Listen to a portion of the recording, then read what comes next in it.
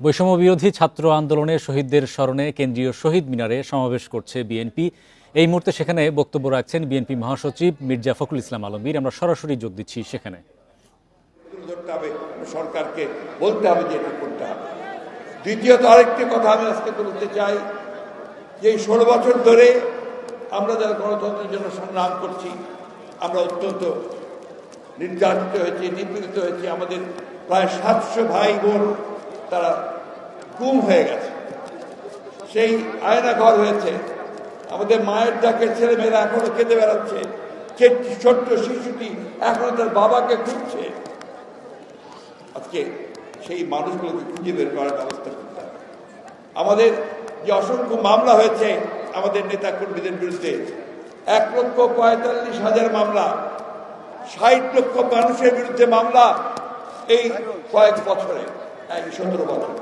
এই সমস্ত মামলাগুলোকে প্রত্যাহার করতে হবে অবিলম্বে, অতি দ্রুত। বন্ধুগণ, আমরা আজকে আন্তর্জাতিক দিবসে এই অঙ্গীকার জাতির সামনে করতে চাই যে আমরা বাংলাদেশকে সত্যিকার অর্থেই একটা গণতান্ত্রিক রাষ্ট্রে প্রতিষ্ঠা করবার জন্য, সমস্ত প্রতিষ্ঠানগুলোকে শক্তিশালী করবার জন্য আমরা সবাই কাঁধে কাঁধ মিলিয়ে কাজ করব, কাজ করে চলতে এখনো কাজ করব।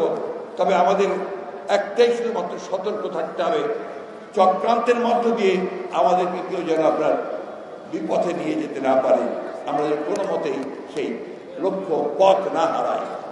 গতকাল গোপালগঞ্জে আমাদের স্বেচ্ছাসেবক দলের সভাপতি জিলানির উপর আক্রমণ করা হয়েছে, তার স্ত্রীকে আক্রমণ করা হয়েছে। আমি নিজে গিয়ে দেখে এসেছি।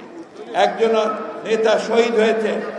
বন্ধুগণ, পরিষ্কার বোঝা যাচ্ছে যে তারা এখনো আবার হায়নার মতো লুকিয়ে আছে, যে কোনো সময় তারা আক্রমণ করবে।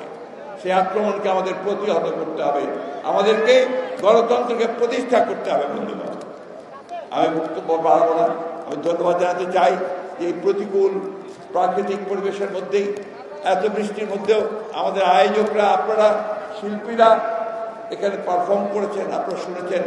আমি আমাদের দলের পক্ষ থেকে, দেশনেত্রী বেগম খাদিজার পক্ষ থেকে, আমাদের ভারপ্রাপ্ত চেয়ারম্যান জনাব তারেক রহমানের পক্ষ থেকে আপনাদেরকে অশেষ অভিনন্দন জানাচ্ছি, ধন্যবাদ জানাচ্ছি, কৃতজ্ঞতা জানাচ্ছি।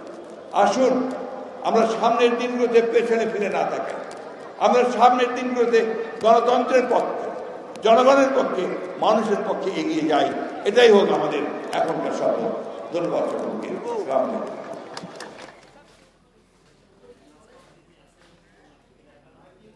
শহীদ মিনারে বক্তব্য রাখছিলেন বিএনপি মহাসচিব মির্জা ফখরুল ইসলাম আলমগীর।